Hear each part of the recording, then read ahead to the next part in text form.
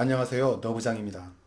오늘 알아보려는 것은 제가 펠리세이드를 타면서 이런 부분들에 대해서는 이전의 차량들과는 좀 다르구나 라고 느꼈던 부분들에 대해서 동영상으로 만들어 보고자 합니다. 우선 지금 화면에 보이는 부분은 3열의 천정 부분입니다. 3열의 천정. 그러니까 지금 마이크도 보이고 통풍구도 보이고 몇 가지가 보이고 있죠.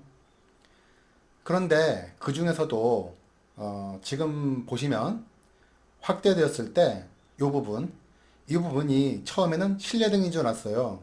그런데 다른 자료들을 보다 보니까 펠리세이드 3열의 천정에는 실내등이 없다고 하더라고요.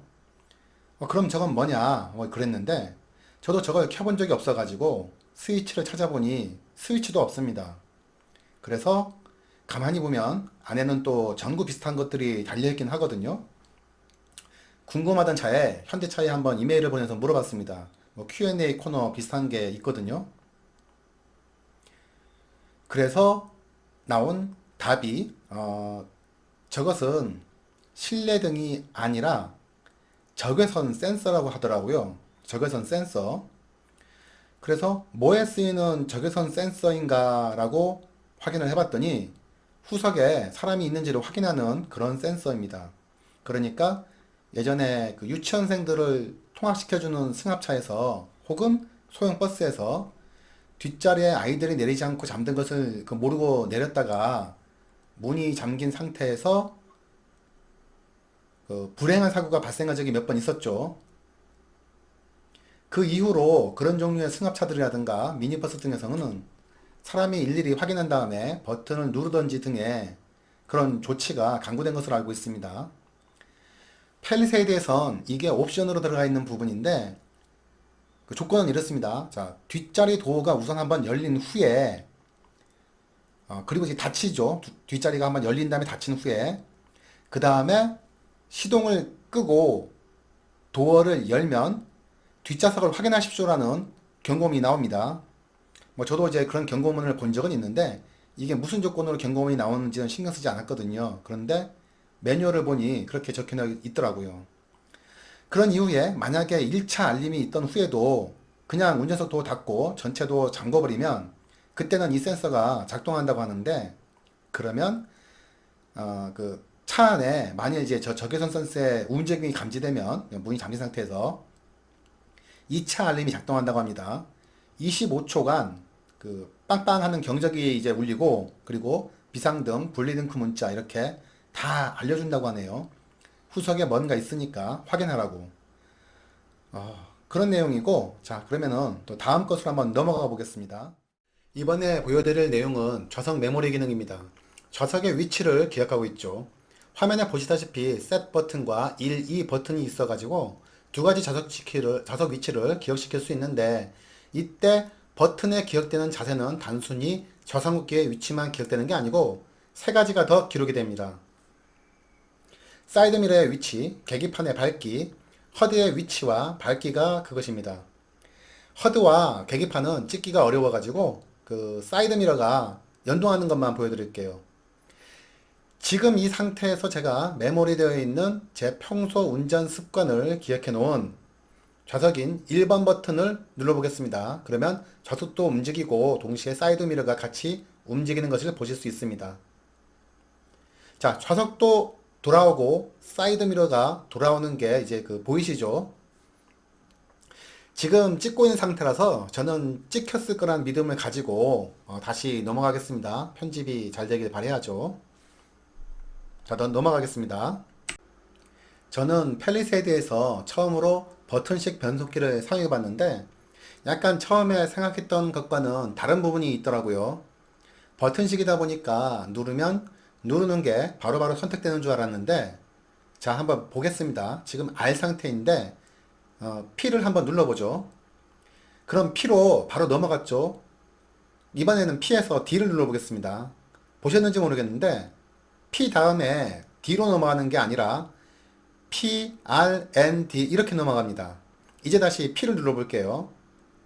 자, N, R, P 이렇게 넘어가죠.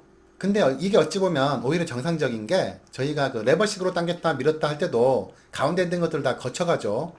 그러다 보니까 이 그 구조를 단순히 레버만 겉으로 교체가 되고 세부적인 메커니즘은 예전하고 동일한 모양입니다. 그래서 지금 보시면 그 왔다 갔다 하는 게 다 보여요. 이렇게 탁탁탁탁 내려갔다가 탁탁탁탁 올라가고 그런 부분도 저에게는 약간 좀 신기했고요.